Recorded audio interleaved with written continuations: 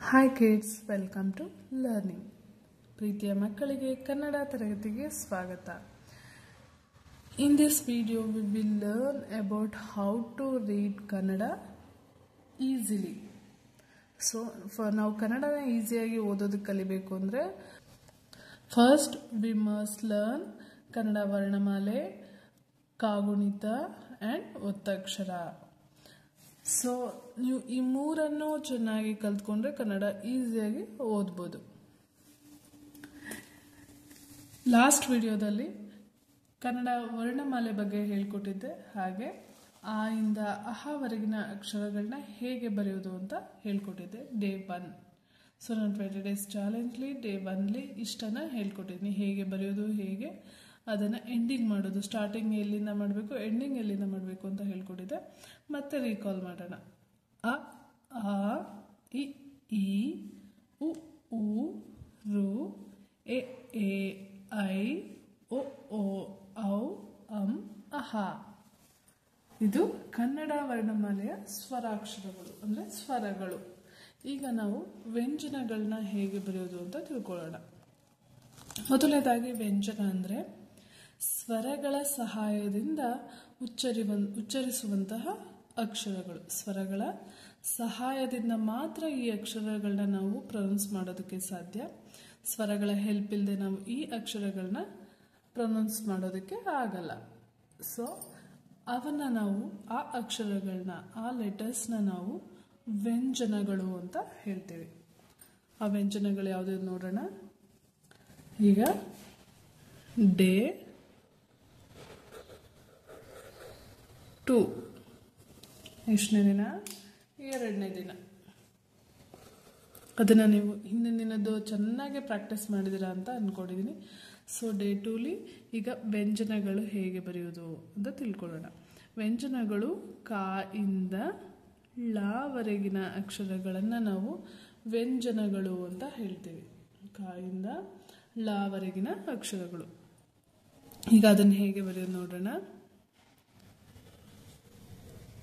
ಕ ನಾನು ಇಲ್ಲಿ ಹೇಗೆ ಬರಿತಿದ್ದೀನೋ ಅದೇ ಥರನೇ ಬರಿಬೇಕು, ಆಗ ಅಕ್ಷರ ನೀಟಾಗಿ ಕಾಣಿಸುತ್ತೆ. ಖ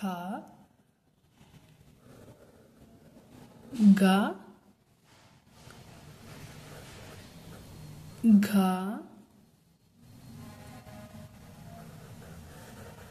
ಞ ಕ ಖ ಗ ಘ ಞ. ನಾನು ಹೇಗೆ ಉಚ್ಚಾರಣೆ ಮಾಡ್ತಾ, ಹೇಗೆ ಪ್ರೊನೌನ್ಸ್ ಮಾಡ್ತಾ ಇದ್ದೀನಿ ಅನ್ನೋದನ್ನ ನೀವು ಗಮನ ಇಟ್ಟು ನೋಡಬೇಕು, ಕೇಳಬೇಕು.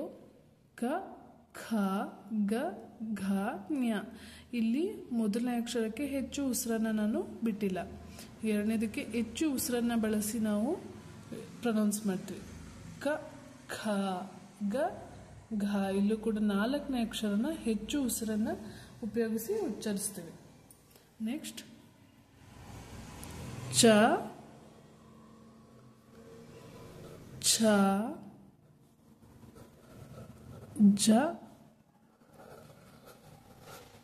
ಛ ಞ. ಇಲ್ಲೂ ಹಾಗೆ ಚ ಛ ಜ ಝ ಞ.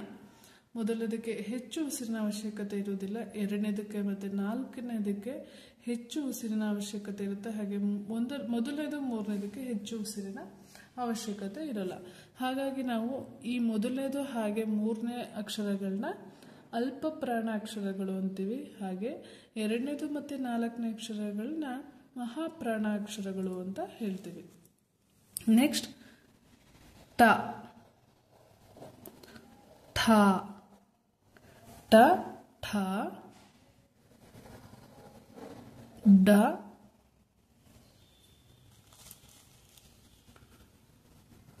ಢ ಣ. ಟ ಠ ಡ ಢ ಣ. ಇನ್ನೊಂದ್ಸರಿ ಓದೋಣ. ಕ ಖ ಗ ಘ ಞ ಛ ಛ ಜ ಝ ಞ ಟ ಠ ಡ ಢ ಣ. ನೆಕ್ಸ್ಟ್ ತ ಥ ಹೇಗೆ ಬರಿತಾ ಇದ್ದೀರಿ, ಎಲ್ಲಿ ಸ್ಟಾರ್ಟ್ ಮಾಡಿ ಎಲ್ಲಿ ಎಂಡಿಂಗ್ ಮಾಡ್ತಾ ಇದ್ದೀನಿ ಅಂತ ನೀವು ಗಮನ ಇಟ್ಟು ನೋಡಬೇಕು. ಆಗ ಮಾತ್ರ ಅಕ್ಷರ ದುಂಡಾಗಿ ಬರುತ್ತೆ. ದ, ಧ, ನ, ತ, ಥ, ದ, ಧ, ನ. ನೆಕ್ಸ್ಟ್ ಪ, ಫ, ಬ, ಭ, ಮ. ಪ, ಫ, ಬ, ಭ, ಮ. ಯ, ರ, ಲ, ವ, ಶ,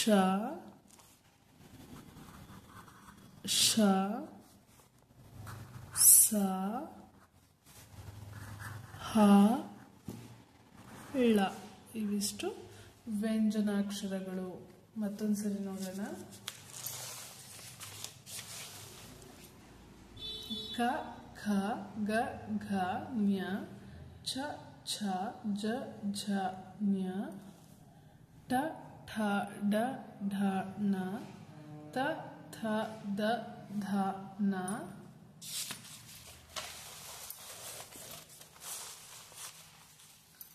ಪ, ಫ, ಬ, ಭ, ಮ. ಯ, ರ, ಲ, ವ, ಶ, ಶ, ಸ, ಹ, ಳ. ಗೊತ್ತಾಯ್ತಲ್ಲ ಹೇಗೆ ಪ್ರೊನೌನ್ಸ್ ಮಾಡೋದು ಹಾಗೆ ಹೇಗೆ ಬರೆಯೋದು ಅಂತ ತಿಳ್ಕೊಂಡಲ್ವ. ಈ ವಿಡಿಯೋದಲ್ಲಿ ನಾವು ಸ್ವರಗಳ ಬಗ್ಗೆ ತಿಳ್ಕೊಂಡ್ವಿ, ಹಾಗೆ ವ್ಯಂಜನಾಕ್ಷರಗಳ ಬಗ್ಗೆ ತಿಳ್ಕೊಂಡ್ವಿ, ಹಾಗೆ ಹೇಗೆ ಅದನ್ನು ಬರೆಯೋದು ಓದೋದು ಅನ್ನೋದ್ರ ಬಗ್ಗೆನೂ ತಿಳ್ಕೊಂಡ್ವಿ. ಮತ್ತು ಅಲ್ಪಪ್ರಾಣ ಮಹಾಪ್ರಾಣ ಅಕ್ಷರಗಳು ಯಾವುದ್ಯಾವುದು ಅಂತಲೂ ತಿಳ್ಕೊಂಡ್ವಿ. ಸೊ ಈ ವಿಡಿಯೋ ನಿಮಗೆ ಅರ್ಥ ಆಗಿದೆ ಅಂತ ಭಾವಿಸ್ತೀನಿ. ಏನಾದರೂ ಡೌಟ್ಸ್ ಇದ್ದರೆ ಕಮೆಂಟ್ ಮಾಡಿ, ನಾನು ಅದನ್ನು ನಿಮಗೆ ಅರ್ಥ ಮಾಡಿಸ್ತೀನಿ. ಸೊ ಈ ವಿಡಿಯೋ ಇಷ್ಟ ಆಗಿದ್ರೆ ಲೈಕ್ ಮಾಡಿ, ಶೇರ್ ಮಾಡಿ, ಹಾಗೆ ಸಬ್ಸ್ಕ್ರೈಬ್ ಮಾಡಿ. ಇಂಗ್ಲೀಷ್ ಮೀಡಿಯಂ ಮಕ್ಕಳಿಗೆ ಈಸಿ ಆಗಲಿ ಅಂತ ಇದಕ್ಕೆ ಇಂಗ್ಲೀಷ್ ಲೆಟರ್ಸ್ ಕೂಡ ಬರೆಯೋಣ. ಕಾಗೆ ಕೆ ಎ, ಕೆ ಎ ಕ, ಕೆ ಎಚ್ ಎ ಖ. ಹೆಚ್ಚು ಯಾಕಪ್ಪ ಯೂಸ್ ಮಾಡ್ತೀವಿ ಅಂದರೆ ಅಲ್ಲಿ ಹೆಚ್ಚು ಉಸಿರನ್ನು ತಗೊಳ್ಳೋದ್ರಿಂದ ಅಲ್ಲಿ ಹೆಚ್ಚನ್ನು ಬರಿಬೇಕಾಗುತ್ತೆ. ನೆಕ್ಸ್ಟ್ ಗ, ಜಿ ಎ, ಗ, ಜಿ ಎ ಗ. ಇದಕ್ಕೇನಾಗುತ್ತೆ ನೀವೇ ಹೇಳಿ, ಜಿ ಎಚ್ ಎ ಘ. ನೆಕ್ಸ್ಟ್ ಞ, ಜಿ ಎನ್ ವೈ ಎ ಞ. ನೆಕ್ಸ್ಟ್ ಛ, ಸಿ ಹೆಚ್ ಎ ಛ, ಸಿ ಹೆಚ್ ಎ ಛ. ಇದಕ್ಕೆ ಡಬಲ್ ಹೆಚ್ ಕೂಡ ಬಳಸ್ತಾರೆ ಕೆಲವು ಕಡೆ.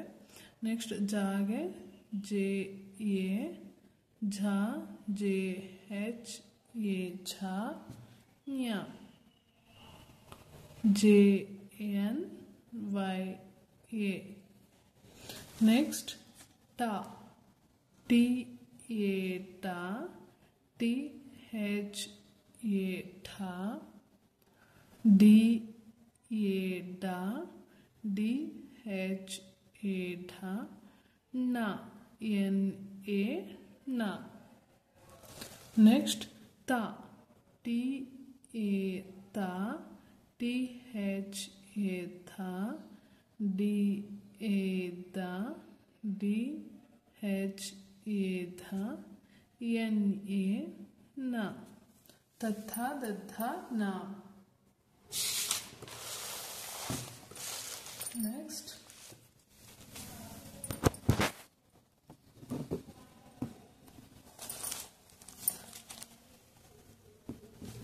ಪಾಗೆ ಪಿ ಎ ಪ, ಪಿ ಹೆಚ್ ಎ ಫ, ಬಿ ಎ ಬ, ಬಿ ಹೆಚ್ ಎ ಭ.